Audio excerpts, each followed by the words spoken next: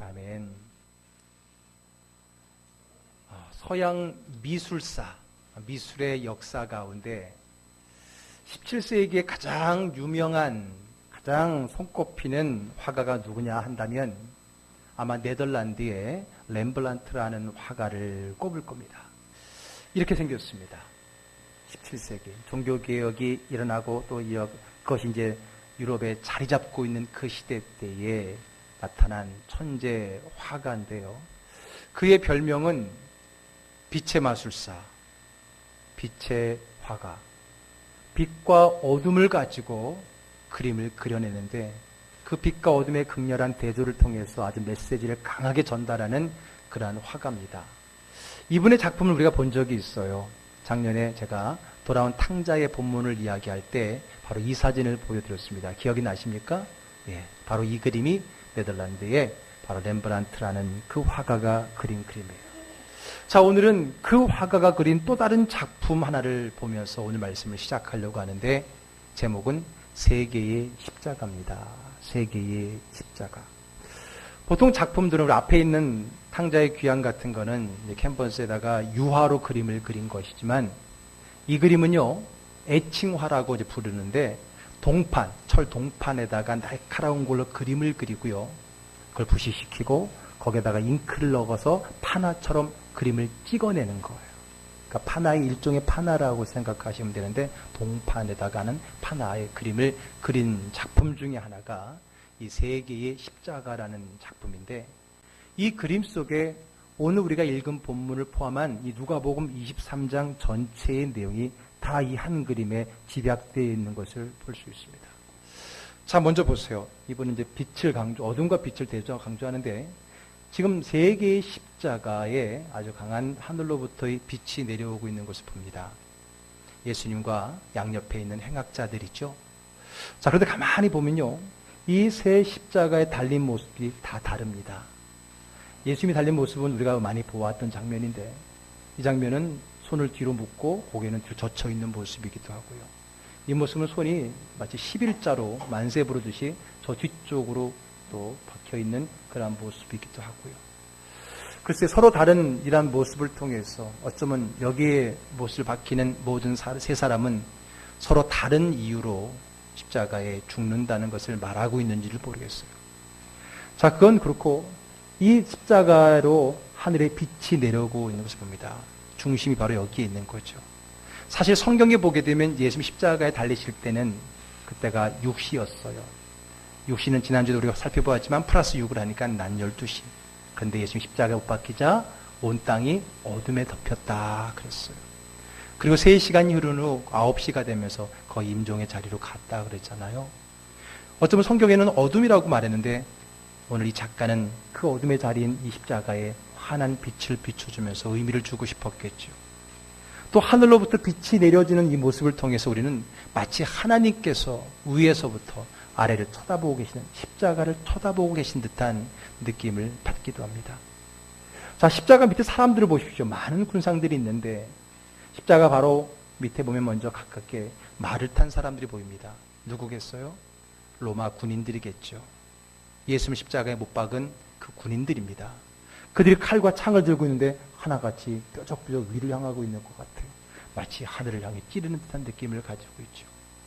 근데 그 군사들 바로 앞에 한 제복을 입은 사람이 무릎을 꿇고 두 손을, 우리 두 손 두고 찬양하듯이 이러고 예수님을 바라보고 있어요. 이게 누굴까요? 오늘 본문 뒤에 나오는 47절에 한 백부장이 예수님 십자가에 못 박혀 죽으시는 장면을 보고 이 사람이야말로 정령 의인이었다. 다른 복음서에는 그야말로 정말 하나님의 아들 그리스도였다라고 고백하는 그 백부장을 그린 것 같아요. 그가 이 전체 그림의 중앙에서 예수님만을 홀로 유일하게 응시하고 있는 사람이에요. 오히려 거기에 이 말이 이 사람을 쳐다보는 듯한 느낌을 가지고 있죠. 자, 오른쪽에는 예수님 십자가를 따랐던 많은 여인들이 있습니다. 슬픔에 끝까지 따라왔던 여인들. 그래서 오늘 본문 앞의 내용에도 보면 예수님께서 그 우는 여인들에게 나를 위해 울지 말고 너희 자녀를 위해 울어라 라고 말하지 않았습니까? 그 여인들이 있어요. 그리고 왼쪽 밑에 있는 대부분의 사람들은 바로 예수님을 십자가에 못 박은 사람들. 예수님을 십자가에 못 박고 조롱하고 놀리고 있는 그러한 사람들이 하나씩 묘사되어 있고요. 그리고 중앙 맨 아래쪽에 보게 되면 이 두 사람이 십자가를 등지고 어딘가 황급히 달려가고 있는 듯한 모습을 보게 되는데, 그 달려가는 방향 밑을 바라보니까 아주 시커먼 구멍이 하나 보입니다. 이거는 동굴이겠지요. 이 동굴은 끝부분에 모서리에 있어서 이 크기가 얼마나인지 그 깊이는 얼마인지 모릅니다. 그러나 마치 동굴의 어둠을 향해서 십자가를 등지고 가는 듯한 그림이 함께 그려놨어요.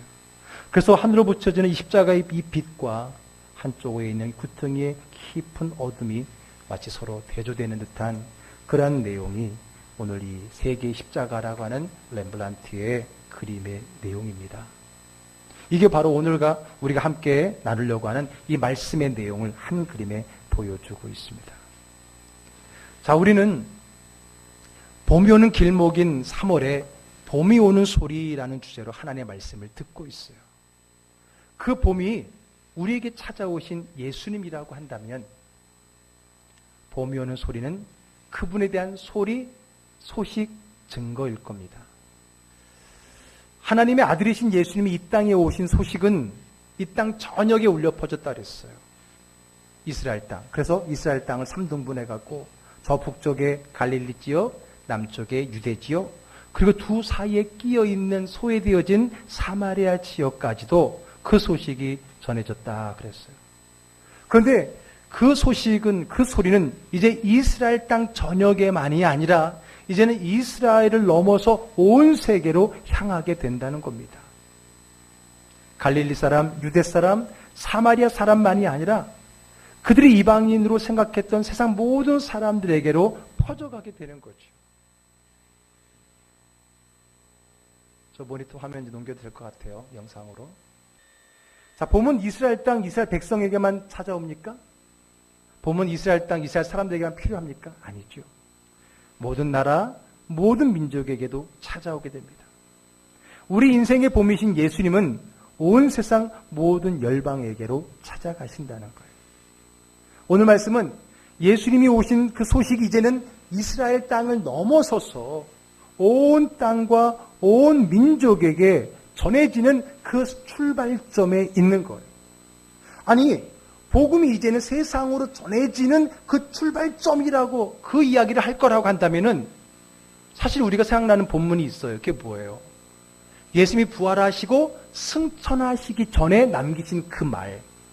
마태복음 28장, 사도행전 1장 부분에 땅 끝까지 이르러 내 증인이더라 라고 하는 그 말씀이 오히려 세상으로 그리스도에 대한 복음의 소식이 흩어지는 그 출발점으로 보아야 되지 않을까요? 그런데 오늘 본문은 그 본문이 아니라, 부활 이유가 아니라 바로 골고다 언덕 십자가의 죽음의 자리를 본문으로 잡았다는 거예요. 왜 그럴까요? 그 이유는 바로 오늘 골고다 언덕 십자가 위에서 봄의 소식이 열방으로 퍼져나가는 가장 중요한 단서가 이 골고다 언덕 십자가에 있기 때문이라는 거예요. 열방을 향한 봄의 소식은 예수의 부활 이유가 아니라 이미 골고다 언덕에서 시작되었다는 거예요. 우리의 죄를 해결하기 위해서 친히 우리의 죄를 지시고 십자가에 달리신 예수님. 그 십자가가 세워진 곳이 어디였어요? 골고다 언덕이었죠. 자, 오늘 본문의 33절을 읽어보겠습니다. 해골이라는 곳에 이르러 거기서 예수를 십자가에 못 박고 두 행악자도 그렇게 하니 하나는 우편에 하나는 좌편에 있더라. 자, 골고다라는 말이 무슨 뜻이라고요? 해골이라고 하는 뜻이라는 거예요. 해골이라는 뜻인데, 자, 종교개혁이 되면 성경이 이제는 독일어서 또 각자의 나라의 언어로서 번역이 됐지만 그전에는요, 원어 외에는 라틴어밖에 없었잖아요.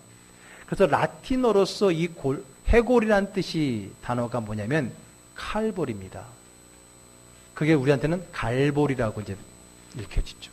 여러분, 우리가 그래서 십자가 찬양할 때 갈보리 산 위에 그런 얘기 하잖아요. 그 갈보리가 바로 골고다에 대한 해골이라는 뜻의 라틴어입니다. 모르신 분들은 갈보리가 그 무슨 볼이냐고 자꾸만 물어보시는데 네, 그래서 골고다에 예수님께서 십자가에 못 박히신 거죠. 그럼 왜 해골이라고 그랬냐면은 여러 가지 설이 있는데 그 지형이 꼭 해골같이 생겼다. 그래서 해골이라고 말 부르기도 했다고 하고, 아니면 그 옆에 워낙 처형 장소로 많이 활용이 돼서 그런지 그 옆에 무덤들이 많았기 때문에 해골이라고 불렸다는 이야기가 있습니다. 어쨌든 간에 이 역사적인 장소, 이 역사적인 거 아닙니까? 예수님의 십자가는 단순한 인류의 역사만이 아니라 우리 신앙의 역사의 가장 중요한 획기적인 사건의 장소 아닙니까? 그 획기적인 사건의 장소, 그 시간에 그 십자가에 달리신 것은 사실 예수님만이 아니었습니다. 앞에 렘브란트의 그림에서 보듯이 몇 명이 달렸다 그랬어요? 3명이 달렸어요. 즉 예수님 말고도 2명의 죄수가 더 달렸습니다. 그래서 예수님 중심으로 한 명은 오른편에 한 명은 좌편에 있었다고 성경은 증언해주고 있어요. 모든 십자가에 달리신 예수님, 그 고통스러운 십자가 위에서 아래를 내려다보시면 어떨까요? 그 밑에 있는 아까 우리 그림에도 보았듯이 많은 군상들이 있는데 그들을 바라보는 예수님의 마음은 어땠을까요? 아니 그 밑에 있던 사람들은 예수님을 향하여 어떤 시선을 보고 있었을까요? 자, 오늘 본문의 35절 36절의 말씀을 한번 읽어볼게요. 백성은 서서 구경하는데 관리들은 비웃어 이르되 저가 남을 구원하였으니 만일 하나님이 택하신 자 그리스도이면 자신도 구원할지어다 하고 군인들도 희롱하면서, 구경하는 사람들, 비웃는 사람들, 욕하는 사람들, 희롱하는 사람들, 많은 사람들이 그 예수를 십자가에 못 박고 또 그를 향하여서 온갖 조롱과 비난과 욕설을 내뱉고 있었다라고 하는 거예요. 여러분 그 소리를 들으며 그런 표정의 시선을 받는 십자가에 달리신 예수의 마음은 어떠셨을까요? 저것들을 가만히 안 두겠다. 복수의 마음 품었을까요? 내가 이러려고 이 땅에 왔는가? 절망하고 원망하고 계실까요? 아닙니다.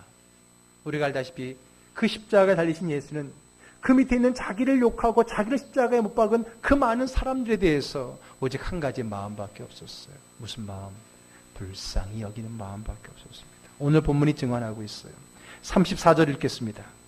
이에 예수께서 이르시되 아버지 저들을 사하여 주옵소서 자기들이 하는 것을 알지 못하니이다 하시더라.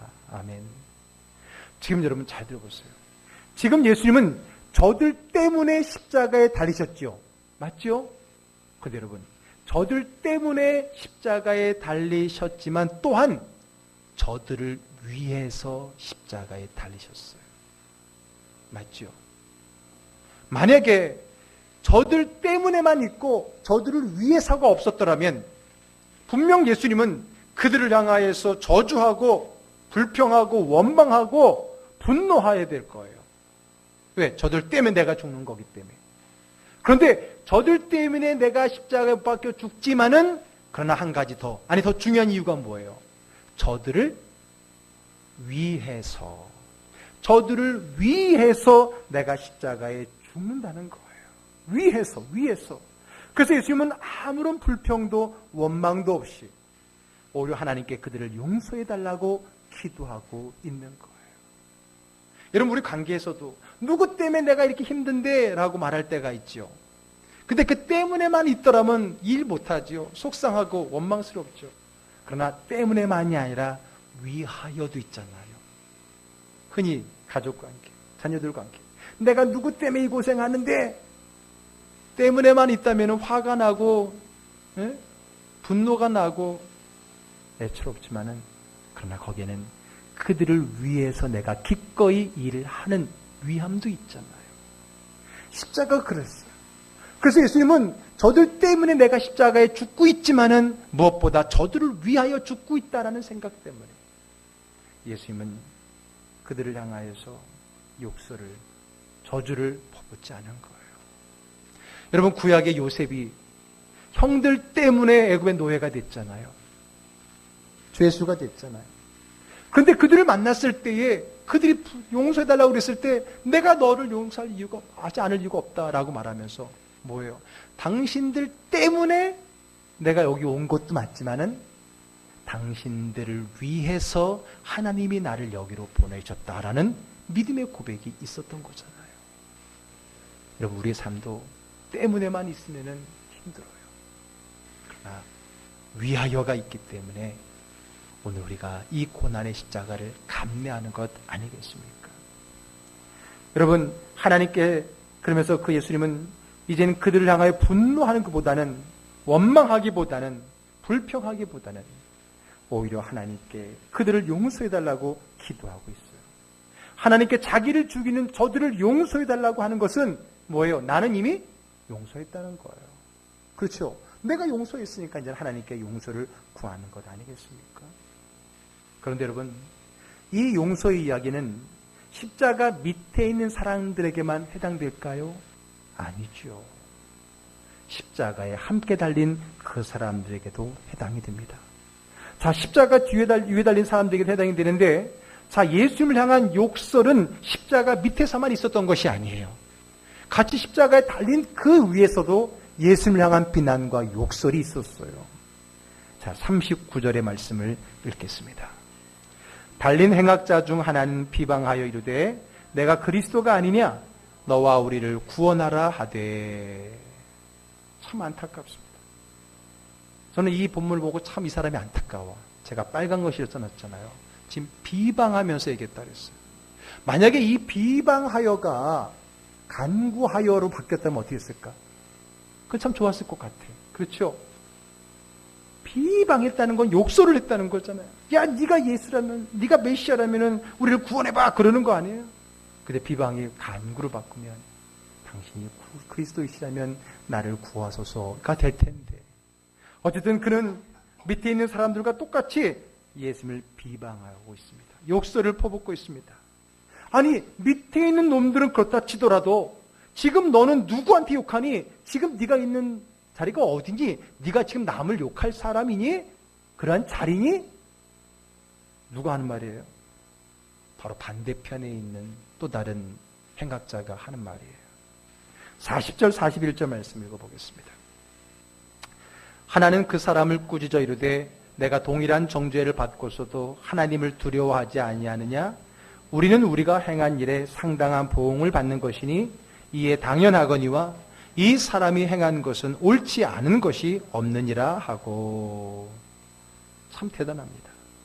이 사람이 무슨 죄 때문에 지금 십자가에 달렸는지는 모르지만은 지금 자신과 예수님을 정확하게 보고 있어요. 나는 왜 달렸고 예수님 왜 달렸는지를 정확히 알고 있다는 거예요. 자기들은 지금 지은 죄에 대한 대가를 치르고 있는 것이지만은 이 사람, 즉 예수님은 그렇지 않다는 거예요. 우리는 유죄지만은 예수님은 무죄라고 하는 거예요.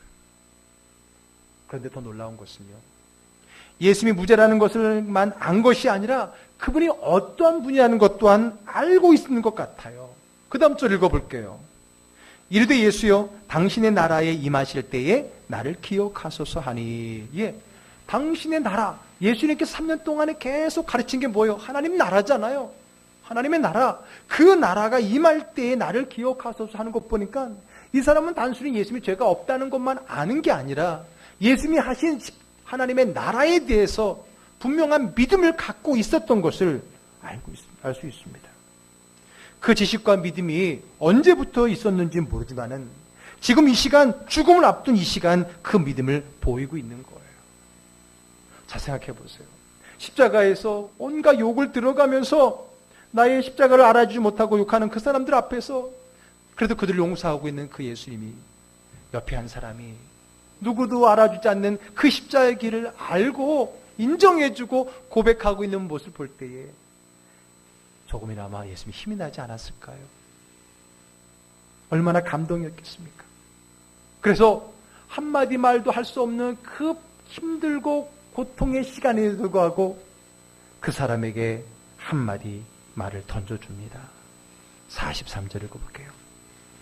예수께서 이르시되 내가 진실로 내게 이르노니 오늘 내가 나와 함께 낙원에 있으리라 하시니라. 아멘. 아멘. 오늘 예수님께서 그런 그에게 무엇을 선포합니까? 오늘 내가 나와 함께 낙원에 있으리라 라고 말합니다. 그럼 낙원이 어디죠? 네, 하늘나라. 그렇게 말하면 돼요. 근데 어떤 사람들은 낙원은 뭐예요? 왜 천국이라고 안 그랬을까요? 낙원은 뭐죠? 낙원이 혹시 뭐 다른 데가 있는 건가요? 혹시 하늘나라 가기 전에 잠시 들렸다 가는 것인가요? 천주교에서 말하는 연옥인가요? 여러 가지 많은 궁금증을 갖고 있는데 그게 중요한 게 아니에요. 나와 함께가 중요한 거잖아요. 주님과 함께 있으면 그것이 낙원이든 어디든 간에 그것이 천국 아니겠습니까? 그러면 되는 걸, 이 낙원이 어디냐? 그것 때문에 참 고민하는 분들 많은데 중요한 건 나와 함께, 주님과 함께 있다면 그곳이 지옥일지언정 천국이 되지 않겠습니까? 주님이 나와 함께 하신다면 지금 이 자리가 천국인 줄 믿으시기를 바랍니다.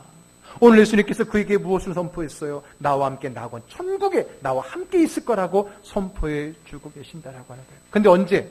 또 중요한 단어가 뭐예요? 오늘이라고 하는 거예요. 오늘이라는 거예요. 오늘. 먼 훗날 나중에가 아니고 죽은 다음에가 아니에요. 물론 오늘 이 사람에게는 오늘이 죽는 날이잖아. 그러니까 이 오늘은 곧 나중일 수도 있고 죽은 이유라고 말할 수도 있지 않느냐라고 시비를 걸 수 있지만 그렇잖아요. 예수님은 그것을 떠나서 바로 오늘이라고 하는 그 시점에 대해서 강조를 해주고 있어요. 바로 이런 주님에 대한 용서를 받아들이고 고백하는 자에게 바로 지금 오늘 나와 함께 있는 천국을 우리에게 선물로 주시는 것을 우리에게 말씀하고 있는 겁니다. 자, 이제 다시 봄의 이야기로 가볼게요. 겨울왕국처럼 얼어붙었던 우리 인생에 봄이 찾아옵니다. 이스라엘 온 땅 전역에 뿐만 아니라 온 세상 모든 민족에까지 그 봄의 소식은 찾아간다 그랬어요. 그러면 어떻게 찾아가느냐? 어떻게 세계 열방으로 그리스도의 계절이 임하느냐? 그것은 바로 오늘 예수님께서 골고다 언덕 십자가에서 보여주신 그것으로 가능한 거예요. 그러면 그것이 뭘까요? 오늘 본문의 가장 중요한 핵심이 뭘까요? 주여 저들의 죄를 용서해달라. 용서입니다. 그 용서가 골고다 언덕에서 그 십자가에서 보여주신 예수 그리스도의 참된 용서가 그리스도의 계절을, 이 땅의 봄을 이스라엘 땅만이 아니라 온 세상으로 울려 퍼지게 하는 봄의 소식이라고 하는 겁니다. 아버지요, 저들을 용서해 주옵소서. 저들은 자기들이 하는 일을 모릅니다. 모르고 한 것입니다. 제가 대신 그 죄값을 치르겠으니 아버지여 이제 저들을 용서해 주옵소서. 그렇습니다. 예수님의 봄의 소식은 용서, 죄 사함을 통해서 전해지는 것입니다. 잘 들으세요. 잘 들으세요. 여기를 보세요. 머리가 긴 친구 이렇게 가려요. 이렇게. 눈 떴는지 안 떴는지 모르고. 잘 들으세요. 죄는 정죄로 없어지는 것이 아니라 용서로 없어지는 거예요. 죄는 복수로 갚아지는 것이 아니라 자기 희생으로 갚아지는 거예요. 아멘. 다시 얘기할까요? 죄는 정죄로 없어지는 것이 아니라 용서로 없어지는 거예요. 죄는 복수로 갚아지는 것이 아니라 자기 죽음, 자기 희생으로 갚아지는 것입니다. 예수님의 십자가는 온 인류의 죄를 없어지게 하는 용서였고 모든 죄의 값을 치르는 희생이었습니다.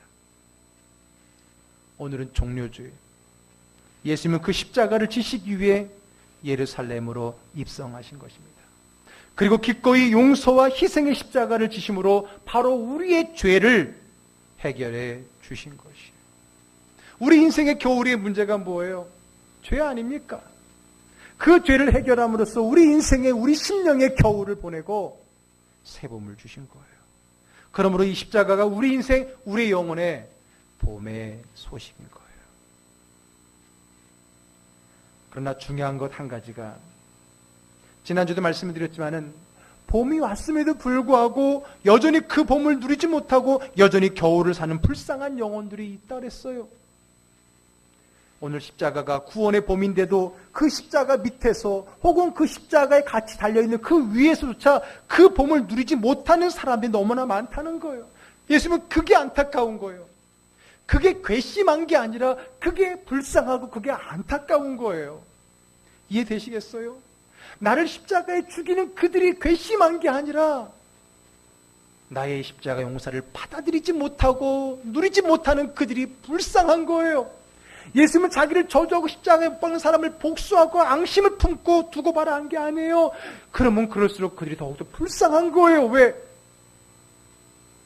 봄이신 예수님이 이 땅에 오셨음에도 불구하고 그 봄을 받아들이지 않기 때문에. 아까 보았던 렘브란트 그림에 십자가를 뒤로 한 채, 십자가의 빛을 뒤로 한 채 캄캄한 동굴로 향하고 있는 그 사람들과 같은 그들이 불쌍한 거예요. 안타까운 거예요. 여러분 오해하지 마세요. 예수님은 그러한 자들을 불쌍히 여긴 것이 저주하지 않으셨어요. 여러분 십자가에서 나를 기억해달라고 하는 사람에게 내가 오늘 나와 함께 낙원에 있을 거라고 말을 하셨지만은 예수님을 저주했던 그 사람에게는 넌 지옥이다 이놈아. 너는 천국 절대 못 가 이놈아. 이렇게 얘기하셨어요? 아니에요. 예수님은 저주하시는 분이 아니에요. 정죄하시는 분이 아니에요. 왜? 그걸로는 죄가 해결되지 않는다는 걸 누구보다 아시기 때문에 그래요. 그분은 정죄가 아니라 용서를 선택하신 거예요. 그 죄값을 대신 지시는 자기 희생을 선택하신 거예요. 왜? 그래야만이 죄가 없어지고 그 죄값을 갚을 수 있고 그래야만이 그 영혼의 진정한 겨울이 가고 봄이 올 수 있기 때문에 그렇습니다. 예수님은 그들을 위해서 하나님께 용서를 구했어요. 마지막까지 십자가에서 자기를 욕하는 그 사람을 위해서도 예수님은 용서를 구했어요.